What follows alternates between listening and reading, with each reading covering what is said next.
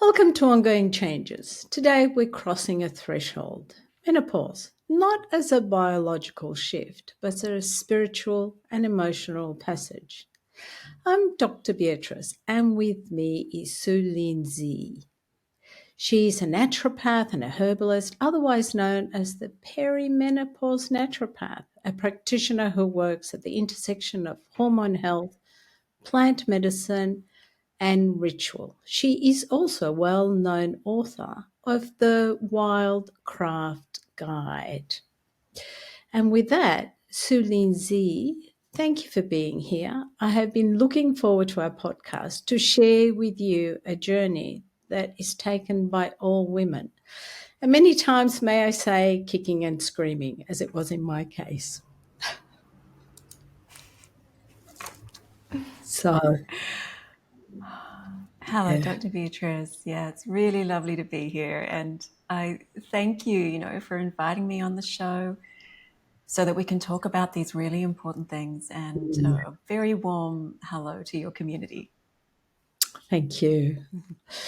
Okay, so, from the day we get our first menses or the onset of menarche, which could be anywhere between, 10 to 16 or 18 or even earlier, we know this is where we're going to end up.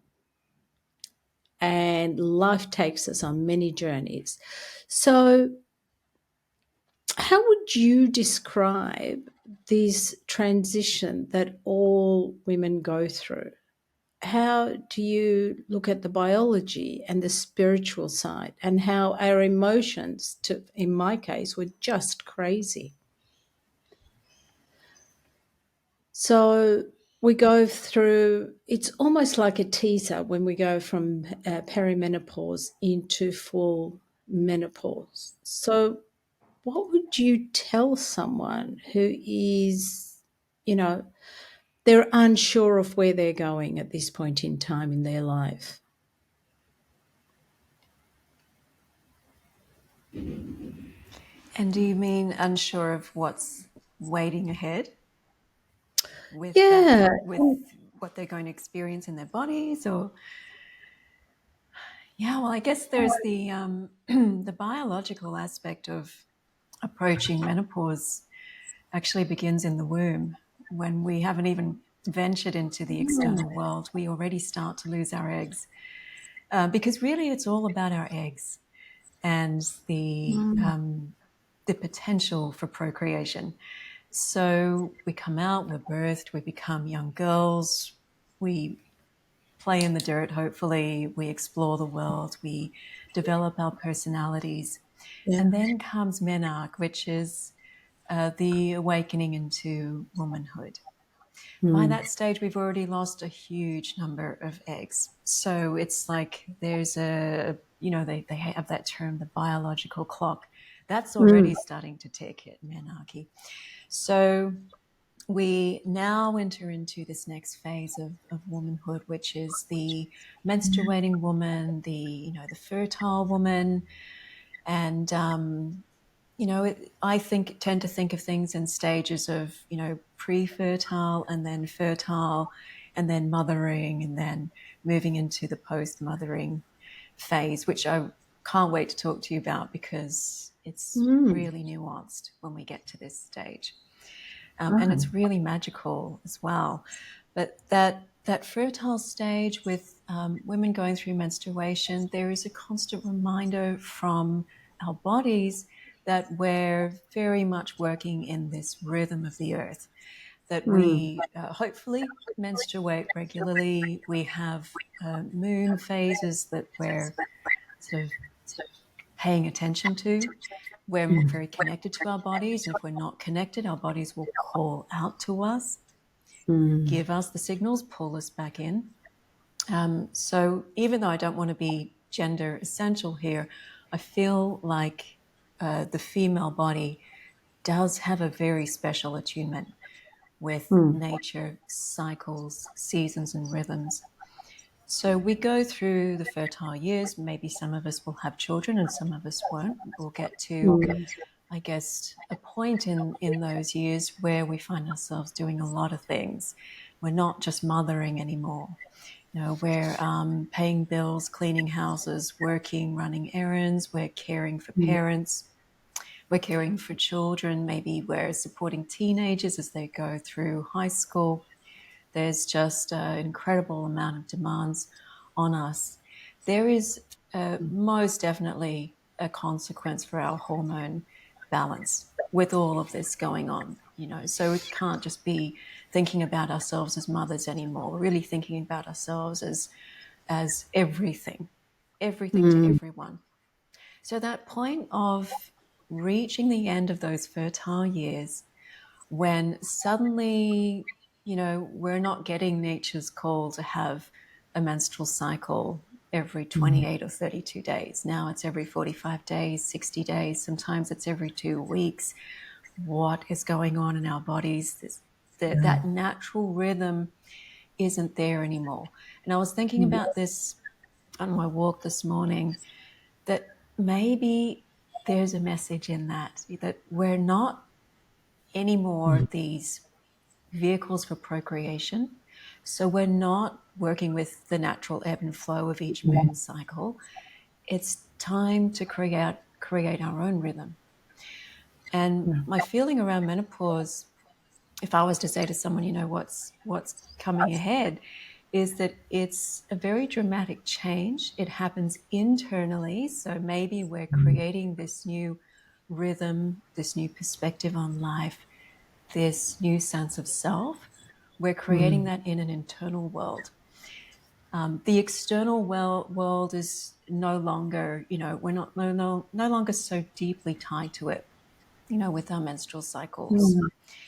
And in that space, for any dramatic change to occur, you usually have a little bit of upheaval beforehand. I mean, when I think of change, I get stressed.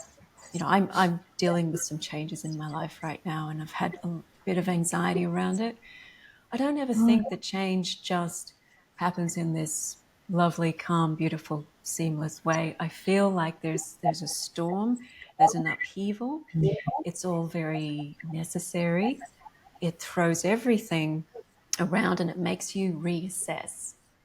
And in a biological way, it makes your body recalibrate. So it's a good time for introspection, for paying attention to self, for tuning in, for allowing this change to take place, but knowing that it's not going to be easy, and it's probably going to challenge us, and in many ways it will challenge us. So I would say, yeah, we're all heading that way. We are Yeah. actually very good at change. We're kind of used to it because we have been flowing with the cycles and the seasons. Mm. And this will probably be the biggest one.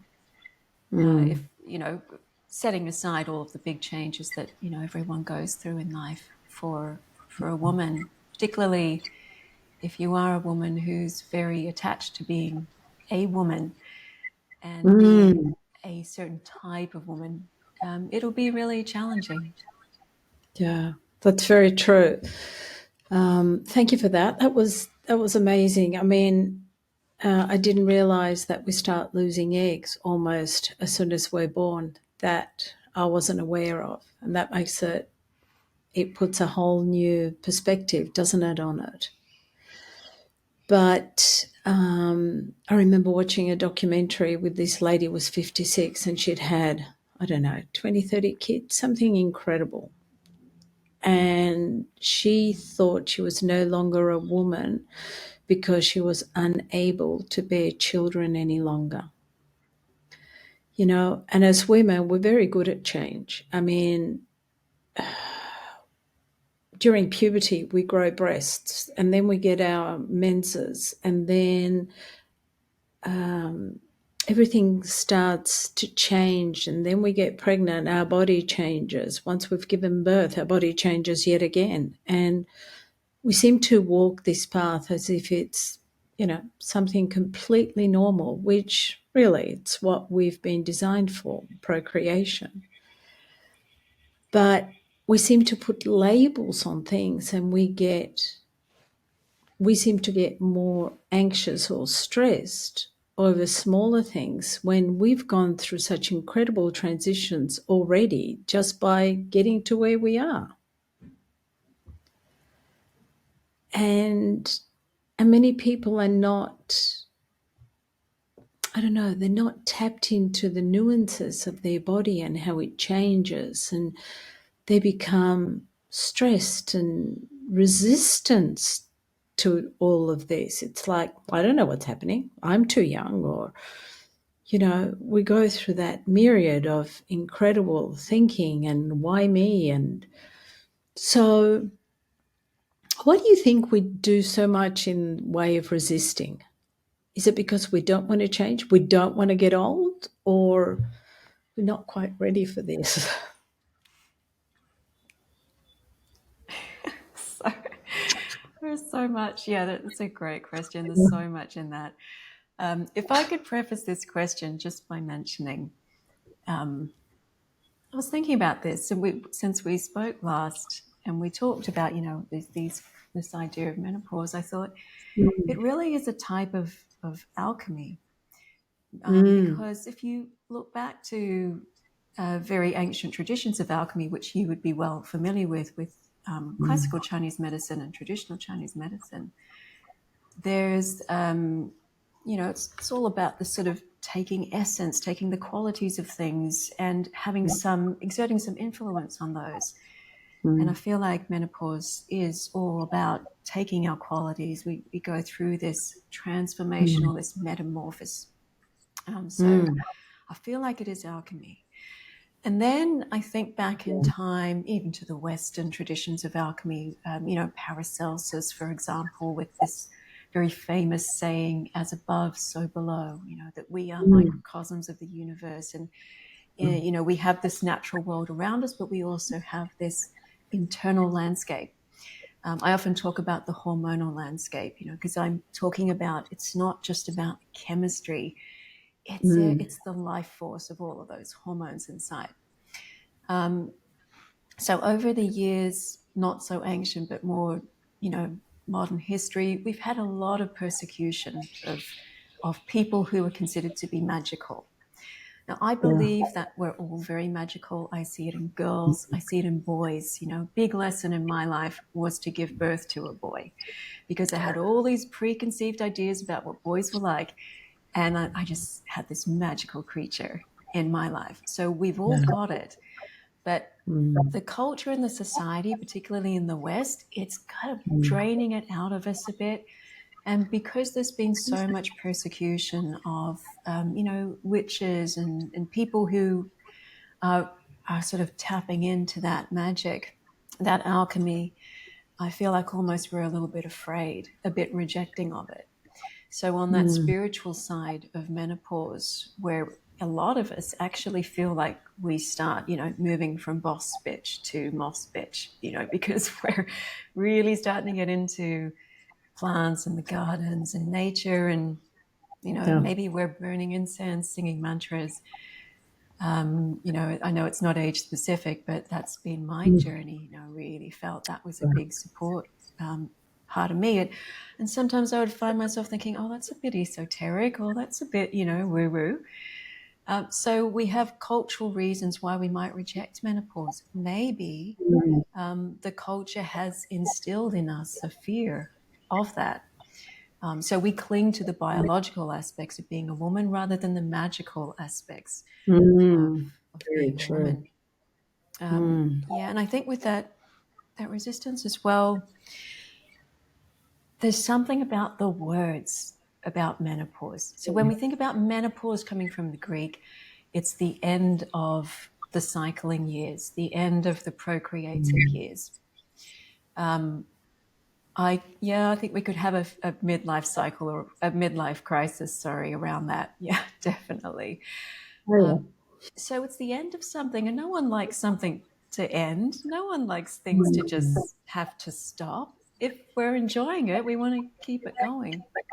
In Mongolia, the word for menopause, which I'm not going to even try to pronounce, means cleansing. Menopause is the final cleanse. Right. then Chinese medicine and Japanese culture. It's the second spring. Correct. So there's a very different perspective on menopause. It Mm. would be much more likely to be embraced if it's the beginning of something new rather Mm. than if it's the end of something that we've become acclimatized to. So I feel as a woman who's grown up in the West that it has been instilled in us to reject menopause. And that's why I think there's quite a different treatment, for want of a better word, of women in postmenopause in the West compared to in the East. I was Mm. reading also about the West African queen mothers. So these were women in historical Western Africa who had ruled over their communities and their kingdoms. And part of the reason why they were allowed to do this is because they were postmenopausal, because they were now past the years of being able to have children and be immersed in the parenting role. Now they were sort of, with all that wisdom, moving on to a new phase of their Mm. lives where they were given an incredible amount of esteem and respect Mm. because they were postmenopausal. We don't hear about this a lot in history because a lot of the history of that part of the world has been recorded in Western literature, which Mm. tends to focus a lot on, it's very patriarchal, it tends to focus on the male rulers.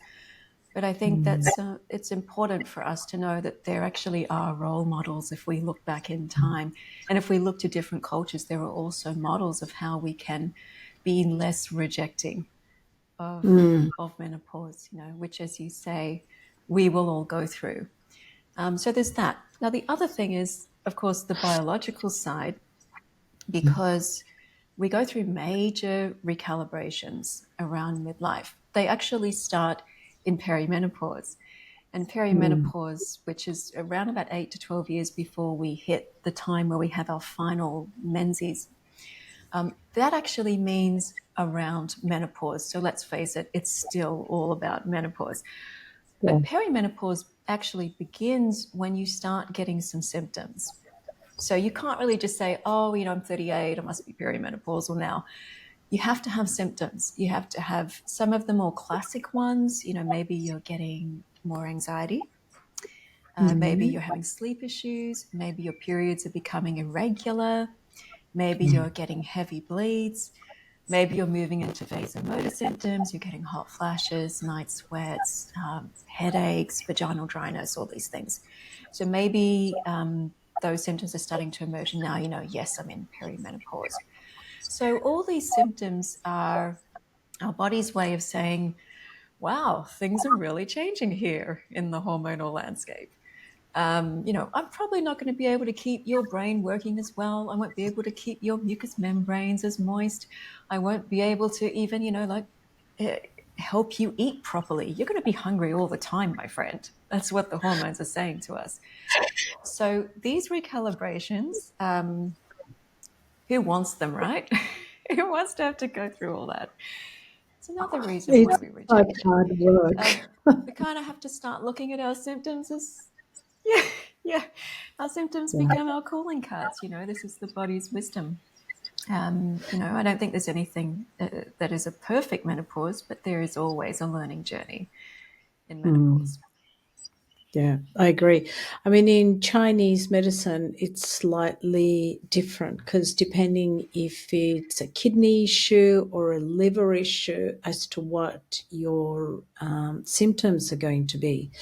So, if you've got kidney deficiency, you could go into the insomnia and the dry vagina and the hot flushes. Whilst you've got a liver kind of achieve stagnation, you're going to get more irritable and you're going to have all these mood swings, which are related to the liver. Also, breast tenderness. So they break it down slightly differently to the way the Western look at it in terms of hormone and cortisol and, estrogen and progesterone, because they look at the whole person. And as you very eloquently say, they see menopause as the second spring. I mean, how lovely is that? You don't have to worry about getting pregnant. You don't have to worry about raising children. You can have more freedom because during your younger years, you had the kids. And by the time you hit menopause, like life is much freer. And you can do that internal work. But from a Western perspective, it just seems to be all gloom and doom because it becomes like you've got all these hormones happening, you can't do much about it, and there is going to be this rampage happening through your body. So, how would you guide a female going through it, and how would you tell her about the hormones and how we can actually mitigate against the barrage that we're looking down a barrel with?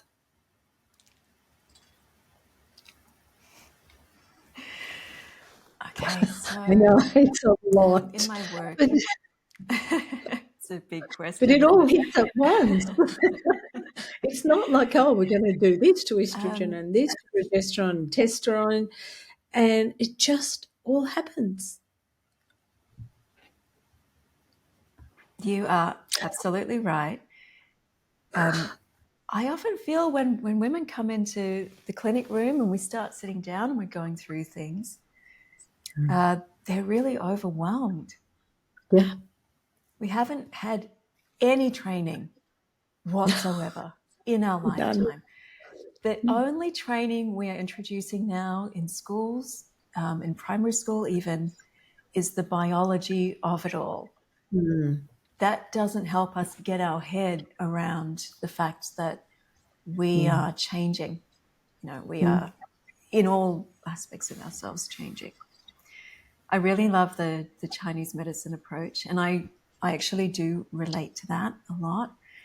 And when I'm working with women, I always sort of try to make it manageable first up. So usually there'll be certain things that we'll focus on addressing. We might be addressing something, for example, like anxiety and night sweats. So I think when you kind of break things down into steps, it makes it a lot easier. The way that I would approach that is, of course, to use my tools, which is plant medicines. So I kind of live, breathe, dream, eat plant medicines. That's kind of my yeah. life. So I would start looking at, what are some of the healing plants that are going to be able to help regain some balance. But there's always, underneath everything, there is always some sort of shift that's occurring. And I'm trying to work out, is it the metabolic adaptation process here? Is it the cognitive adaptation process? Or is it simply just a matter of the hormones, the steroid hormones, estrogen, progesterone, testosterone, all of the ones that are involved with the cycle? Sometimes I'll try to delay the onset of menopause so that the cycling years can go on longer. In some cases, a woman will come to me and say, I haven't had a period for 6 months, and we'll get the period back. Because we're just trying to keep things like bone health and cognitive function all going really well. If I've got clients as well who have younger children, I'm more likely to try to do that Yeah. because they're in that mothering phase. I want them to have as much of the estrogen and progesterone and all those beautiful hormones that they can. And if it's at the stage, so if a client comes in and they're sort of moving, I can tell, a little bit closer to menopause, I can tell they're probably, ready for that transition, then we talk about how we can help the body adapt. So we have a set number of symptoms that we're reducing, and life's getting a bit easier. We have identifying which aspect of adaptation needs support. I'll work specifically on that with herbal medicines. And then we have the inevitable internal work that needs to be done. I'm not a psychologist. I'm not a psychotherapist. I just have the lived experience of doing internal work. So I'll usually make some referrals or, have some suggestions on, where to go to next. Yeah. It could be as simple as walking, earthing, and learning how to wildcraft, because that is the reconnection. So there'll be lots of different, I guess, moving parts when I'm working with menopause. And that's what makes it so different to working with someone who might come in with eczema or someone who might come in with rheumatoid arthritis.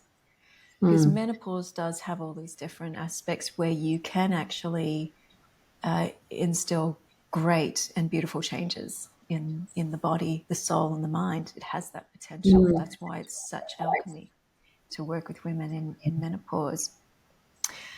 So I hope that kind of helps a little bit to understand, how I would look at menopause. I think it's never the same treatment for every woman because No, we're all at different stages of adaptation. mm. And those three recalibrations that I mentioned, cognitive, hormone, metabolic, Mm. that's why you get all the symptoms. So if you can Yeah. identify that the weight gain and the fatigue and the sleep problems are actually due to issues with your metabolic adaptation, it's a great invitation to start working on metabolism, digestion, Mm. hunger hormones, all that stuff. If you work out that Yeah. the um, the tiredness in the morning, the difficulty focusing, the mental fog, that's a cognitive aspect. So yes, it's a bit different to things like whether it's a kidney issue or a liver issue in the Mm. Chinese system. Mm.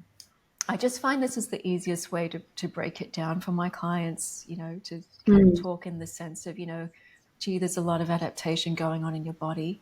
Where can we support you in that? Which Mm. areas need more support? Yeah. Yeah. Yeah.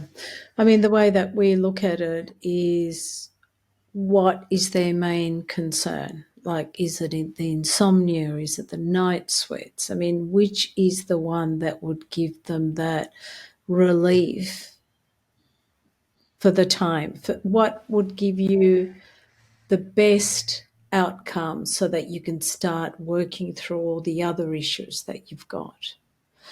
Because going back thousands of years, the Chinese came to the conclusion that unless you can sleep, it makes it very difficult for you to be able to regenerate and rejuvenate and wake up with that energy so that you can get on with the day. So some people would see sleep as, the vital thing.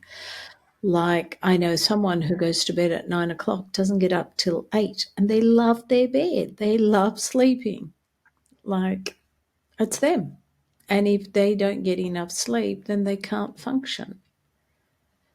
Well, other people, like for me, it was the hot flushes that drove me absolutely insane.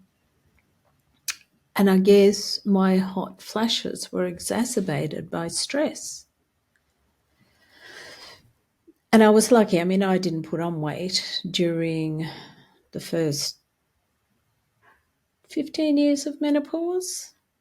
And it was because I exercised. It was so important to move the body. You can't just, I mean, moving the body keeps you sane. It throws on all those wonderful endorphins that make you happy. And you know that you can go on and do the next day. But in my case, I wasn't. I mean, I knew I was becoming perimenopausal in my mid 30s, which by some people are very young. But also it had to do with the fact that maybe I wasn't strong enough in certain elements, and therefore, instead of my body having the ability to menstruate, it was busy keeping me alive. So therefore, it didn't have the time to give me my periods. It was very stressful at the time. I mean, yes, I had coffee. I used to drink alcohol. I mean, they're such big no-nos for me because they make everything worse. So if you're stressed, coffee makes it worse. If you have one glass of alcohol, in my case, I don't feel that great the following day, and I don't want to get up and do exercise. But when you've got the combination of going perimenopause, getting pregnant, knowing that your whole world has just been turned upside down, and then you think, well, what's the point of being married? So I guess I went through all those wonderful, the rage, the grief. I mean, how do you hold space for people that are going through such upheavals in their life?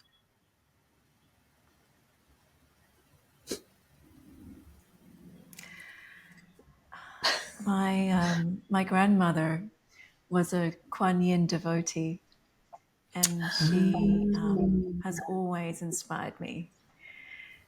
So there was always a lot of compassion. My father, who's Mm, passed now, he was also a Kuan Yin devotee, and so he right. taught me a little bit about this goddess quality and this energy. Mm, And my mother was just a beautiful, understanding woman. So um, mm, I feel like life puts us where we need to be, mm, because often when I do talk with my clients and with women that I know, they say they feel really supported. So mm, it's I feel like, yeah, there's something that I've inherited there that comes through without too much effort. I'm there to hold space for these mm, women who are kind of dealing with a lot of demands on them, and mm, maybe quite a lot of self-doubt as well. Even mm, usually underneath those emotions of irritability and frustration, I often think of it as a liver issue, as you would relate with Chinese medicine. I often think mm, about liver, such an emotional system in our bodies. And I teach this to my students as well. I teach it at university in naturopathy degrees. Never underestimate liver issues with all of this. mm, Because when you were talking before about stagnant liver qi, mm, that's one of the areas I will usually try to screen for when I'm mm. talking, because you can see it in the body language. You can see that Yeah. things aren't flowing, emotions are not flowing. Mm, And I also think from my own personal lived experience that irritability, that rage, is just another form of expression, perhaps of things that have been repressed, of mm, feelings or emotions or dreams, whatever it might be, that have not been given life, being mm, expressed, being realized. So I think there's mm, something under it. We cannot judge ourselves. We can't start thinking of ourselves as angry people, angry women. We're expressive women. The ovaries also, in some perspectives, are symbols of expression. So it's about changing the way we express things. mm, So in holding space, I think I try as best I can to be very present, to have mm, a lot of compassion for the emotions that are coming through, knowing that I myself experience those emotions too. mm, I can kind of speak from experience, there as well. mm, And I know that the herbs are going to be wonderful supports. mm, So I try not to kind of suggest that there's anything unnatural about it, because I feel like every woman's going to have a little bit of that. And some of us will mm, have more than others. And actually, quite a few women who come to see me in perimenopause, when they're kind of in the midst of perimenopause, will talk about, what can you give me to help me, feel a bit calmer? I don't want to flare up all the time. My child did this thing, it was nothing. And I had yeah. this over exaggerated response to it. And I don't like that person, by the way. Who is that person that hijacked my body? So I just try and, say, yeah, okay, you're not the only one. There's a lot of that. That will happen. I've got some herbs Yeah. that can support you really nicely as you work through this. Mm. And usually they do. You know, usually the herbs, as you would know, working with plant medicines, if you get the right Mm. ones, they take the edge off so beautifully. And Oh, yeah. yeah, that's wonderful to see, you know, that we can Mm. like ourselves again. Oh, 100% agree. But I mean, you have that presence of calmness. You exude that presence. So by walking into your space, I already feel calm. So, which is lovely. Thank you. I mean, when I was going through it, I was in a very much a different headspace. I was doing engineering, I was working full time, I had children. It was just, there was a lot happening. And soon after that, I became a yoga teacher. I mean, I did part of a psych major, and I found that everything was very reductionist. Everything was very black and white. Like, if you've got a habit of, you know, putting your hands in your mouth, well, we'll give you something else to do with your hands. Or if you're smoking, well, we'll direct you to do something else. Or if you know, there's something that's not quite right with your behavior, well, we'll modify your behavior to do something else. But it was when I started, like, I've always been in this natural space, and therefore I've done, you know, the herbs and everything else. But sometimes when you're in that space where your hormones are going absolutely crazy and there is a lot of things happening at home and there is, you know, a large demand at work, we don't have the mental space to stop. And that's why it's so important to recognize what's happening, not only within our body, but also within our head, and have those practices and rituals so that it puts, you know, the parasympathetic nervous system ahead of the sympathetic nervous system. So we're not always trying to fight tigers, or we realize that there is a lot of things that we can also be doing to take those small steps. And for me, because I was, you know, I started life off as being a perfectionist, that didn't work very well. We're not very forgiving to our bodies. It's like, you're changing. What is this?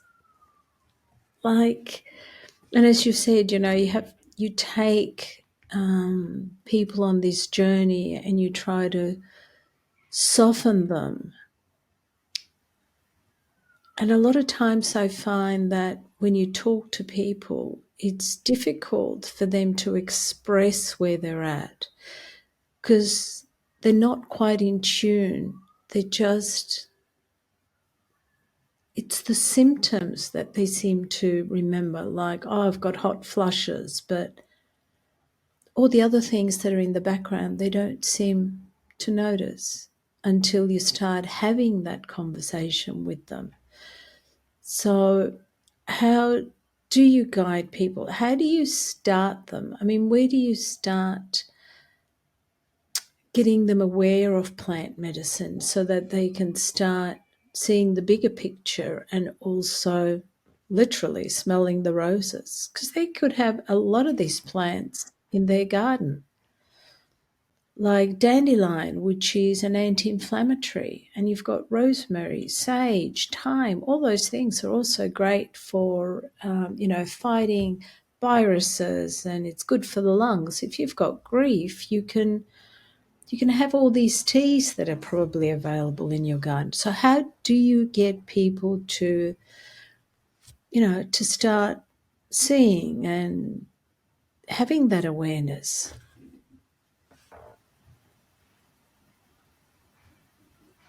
Great Yeah. question. I'll jump into this one because this is why I do what I do. Mm. There's a lot of reconnection that needs to happen in Yeah. our personal lives to ourselves, Mm. and then there's also a lot of reconnection that needs to happen between humans and Yeah. nature. So when we get those reconnections happening, usually a lot of the background stresses and pressures that we place on ourselves start to dissolve a little bit. And they may still be there because there are, of course, some stresses in our lives that we can't change. You know, maybe we had children a bit later, so we're mothering or parenting a child whose needs are quite high at the same time as caring for parents who are still with us, elderly, needing care. So there will be certain things we can't avoid, but it does help us to put things into perspective with the stresses that we can avoid. Like you say, the forgiveness to oneself, cultivating compassion for oneself. I feel like we've kind of got this innate ability. It's just remembering. Women need to remember, what we were like when we were little girls, and also men when they were little boys. My husband often talks about how he would spend hours, finding frogs and animals in the garden and just observing. We need to get back to that way of being. So step by step, I absolutely love, by the way, Qigong. I know you do Qigong, correct? So Correct. I have some videos that I often will suggest to my clients that they do. If I think, they're really exhausted and fatigued, I'll give them some sort of guidance as to go and have a look at these videos. And, this is great for kidney bladder energy or whatever it might be. I like also really simple things that don't cost you anything. So bushwalks, forest bathing, get a dog. Like also my little girls here now, they're so calming and they get you outside and you kind of you observe them for a while and you think, yeah, actually that tree's really interesting. Like if I just spend a little bit longer looking at this tree or this flower, that's really interesting. So being very, very compassionate and present with ourselves is also about going back to the way we were before we even became reproductive women. It's again where it's at the alchemy of it all, isn't it? I have a list also that I give to my clients. They get, once they come to see me, they get these regular emails. They're called my support emails. And one of them is called, what are your challenges to cure? So because within a session we can go through a certain amount of information and then it just becomes way too much, I reserve some information for those support emails. And this one, what are your challenges to cure? These are the things that we could pretend don't exist, but if we acknowledge them, we can start to increase your progress dramatically because they're holding you back. Not getting enough sleep is one. Constipation is another one. Drinking alcohol is another one. The qualities of hot flashes and night sweats is alcoholic. It's yang energy. It's soaring up the body. That's what alcohol does. That's also why I don't use a lot of alcohol-based herbal extracts in my practice. And then other things, are you eating too much sugar? Your cortisol levels high, not addressed? So all those things kind of, I think they hopefully seep into the psyche through my support emails. I can often get a sense of whether there's something, big that's going to be really problematic for my clients as we're talking through things. And I'm conscious of not stepping beyond my scope of practice because I'm trained to be a naturopath, but, at what point do you then venture into becoming something else? But, I often will try to draw from my experience, and say to my clients, oh gosh, I had something similar and, I had to start looking at how much time I was spending on my devices at night because of the effects of blue light on my sleep. Or I'll try to make it, draw from my own experience with those sorts of things. If you understand what your challenges to cure are, you're already moving ahead, getting better results. over time, and I think it usually takes a little time, maybe even a year or a couple of years, the things in the background start changing. I see it more in younger women that I've worked with, where they'll switch careers. They'll go from when I first met them, where the job was exacerbating the symptoms, and then usually about a year or a year and a half later, there's talk about, I'm doing this course or I'm moving to this country. Now I'm going to become a winemaker. Now I'm going to study nutrition. So Yes. those things will naturally, change. I think that's one of the problems with midlife is there are a few things that we just can't change. Yeah, we just have to adapt better to them as we go through. I mean, it's interesting that you said midlife. I mean, we hear midlife crisis all the time, but were we really designed to be born and to do the same kind of work, like until the day we die? Like, as humans, we're inquisitive. At least we were as little kids. We always wanted to know what was happening and what was happening over there, and, how does that work? And then somehow we lost it.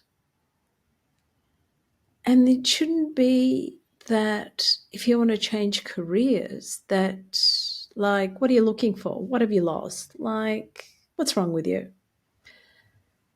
It's just part of being human that you want to, well, in my case, that I want to learn. I want to understand different things. Like, not everybody had an idyllic upbringing. Like, I had a good upbringing, but I lived in a city.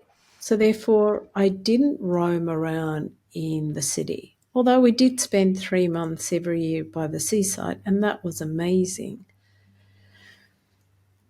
But not everybody gets that chance. So their formative years and the young years when they were in theatre, it could have been anything. So I guess by changing the way that we think and, bringing quantum physics into it and heart brain coherence, that there is a lot of things that we can change our attitude towards where we are, and therefore we become kinder to ourselves. Because there is more than one way of just, getting to where we want to go. And I think language, like you said, has got a lot to do with it. Because if we can speak differently and use different words, like instead of saying, midlife crisis, it's just, a change in direction or a new career or a new venture. And a friend of mine was saying that, oh, yeah, my husband helps me.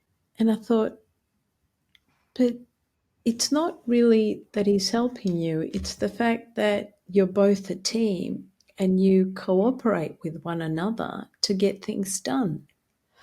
But by saying he's helping, it sounds like it only happens once in a while and it's not something that happens all the time.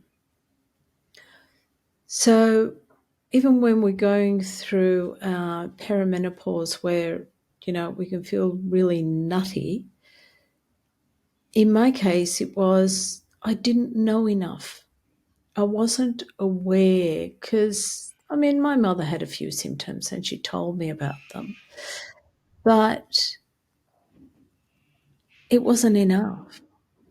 The way that her life was at the time was different to what I was going through at the time. So therefore, the taxing of my body was different to hers. And also the fact that at the time I did have a few more drinks than what I did later on. So it was a huge mix that was happening at the time. And I think that if we learned not only more about forgiveness, but also the language, where our beliefs come from, and seems to be a bigger game that would assist our transition. What do you think? I Do think you that think that the lesson is a lot of forgiveness or a us, bit bigger? I think the lesson is, well, I think the learning is compassion, Mm, and then the lesson of self-forgiveness comes from that. So, yeah, I definitely have always felt that there is a huge lack of compassion for menopause, for mm, women's changing identity. I think there's an mm, invisibility phenomenon that occurs as well. And I think it's our patriarchal history, and it's also that we haven't mm. had the learning. Yeah. And as I mentioned before, I feel like the culture places another layer of meaning on top of what's already happening in our bodies. And we talked about liver before. Liver is such an organ of emotionality, and there's definitely a link in my mind between the Mm, crazy emotional roller coaster of perimenopause and mm, the overloading of our liver system, mm, whether you're just talking about the liver as our main hormone processor and detoxifier in a very sort of biological way, or mm, whether you're talking about the liver as the the regulator of the menstrual cycle, the blood, mm. the blood, creating the quality of the blood and holding space for emotions. And the liver, when we talk about people who are livery, are often quite rageful. There's that frustration, that uprising energy, that heat, that fervor. Mm, The antidote to which, of course, is compassion and self-love. And if we are really kind to our livers, which is partly why I do the work I do and wrote the book I wrote, if we're healing to our livers, we can help our livers to deal with all of this. And they're not mm, just processing hormones now, they're processing heavy metals, mm. plastics. 9 out of 10 of us have detectable levels of microplastics. Yeah. There's a lot that our livers are processing beyond, and then we Mm, put menopause on top of that. We need a lot of compassion for our bodies, but also we need to forgive that our livers are really tired, overwhelmed, working hard. mm. And once we show that compassion and that forgiveness, we then can move on to the next stage, which is, I love that you mentioned dandelion. Start growing dandelion. Start heading out Yeah. there and picking your chickweed, your cleavers, your nettle. All of the Mm, herbs in my book, The Wildcraft Guide, the ones that come up in spring, they're coming up now. mm, They are verdant green. Their properties are cooling, mm, cleansing.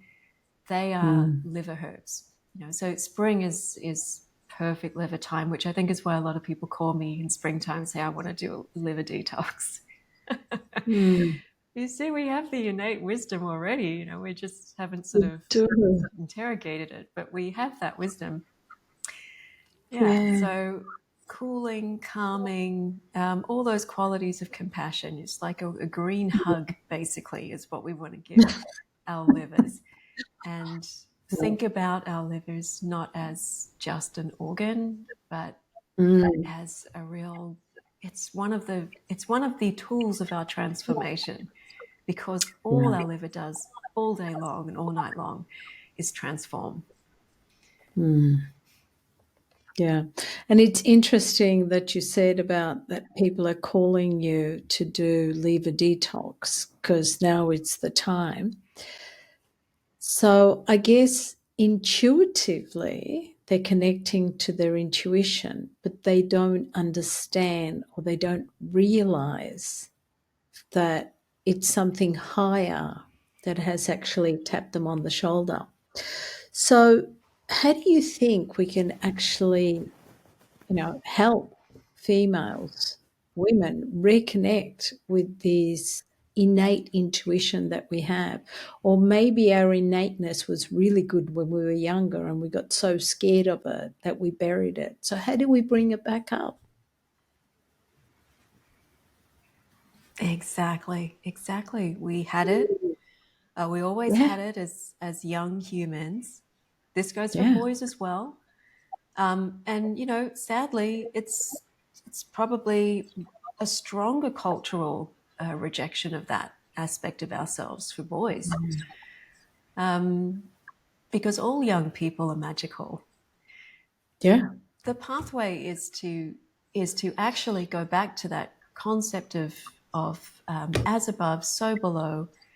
We are Mm, microcosms of the natural world. We mm, want to start being in nature, observing nature. We don't have to mm, do anything, we just have to be. Be mm, in nature and start observing and mirroring back, mirroring back the external world. So if you do mm, that, you will notice that you tend to do things with more thought and care, and mm, you might think about, when is the best time to leave my little seeds and breads out for the birds. Why are there so many now? It's springtime, they need food, they've got babies. mm, I feel like there's just that reconnection, that we really want to cultivate, to get back mm, to being in touch with ourselves in the mm, end. And the Wildcraft Guide, the book that I wrote, is all about getting out, wildcrafting, and this concept of rewilding. I feel like mm, menopause is an invitation to rewild ourselves, to apply this concept that was originally designed for natural spaces, to just take that into our mm. internal landscape, start rewilding in there. Yeah. Because we actually do change even in our microbiome. So when you think about Mm, our microbiome becoming more masculine as we go through menopause, I think that's also another interesting aspect of why we need to rewild. We need to eat in a way and feed our bodies in a way that brings us closer to nature, which means we start growing our own herbs and growing our own mm, food and spending time in nature and putting our feet in the sand or the grass and mm, getting soil, under our fingernails and things like that. So that's the first thing. The other thing I love is rituals, and mm. herbs are, of course, sorry, I'm very herb centric. Herbs are a pathway I to know. ritual I as love well. herbs. Yeah. So I will, every now and then I'll burn herbs like white sage, for example, or I'll make my own bundles with my garden herbs of thyme and sage and lavender, whatever I've got. I love burning frankincense and myrrh if I feel like I need to Yeah. really cleanse the energy. So those Yeah. small rituals can start to reconnect us, because in Western herbalism we call it organoleptics. We use all the organs of our senses to perceive plants, even hearing. We listen. So I feel like that's the beginning. Awaken the senses, be in the natural world. It will start Mm, to feed in and get you connected more closely with self. Then there's just the very humble herbal tea or a latte, which is, the process of making it can be a ritual one as well. It can be ritualistic. There are mantras. So, for example, the Ayurvedic mantras that are used, or the Chinese mantras, even the jewel in the lotus mantra, the Om Mani Padme Hum, is one that I really like to use when I'm making food. Sometimes I'll use the Medicine Buddha mantra. So you can have these words which are very ancient, and don't worry too much about translating them. Just think about the vibration of the words, because they have a yeah. lot of energy in them. That's what they say about Mm, Sanskrit, so don't change, or even when I was learning about shamanic journeying, my mentor, Carmen, always said, you don't think too much about the translation, and we must be singing this in Spanish because that is where the energy is. So Exactly. there's a lot of energy in ancient words. Mm. Yeah.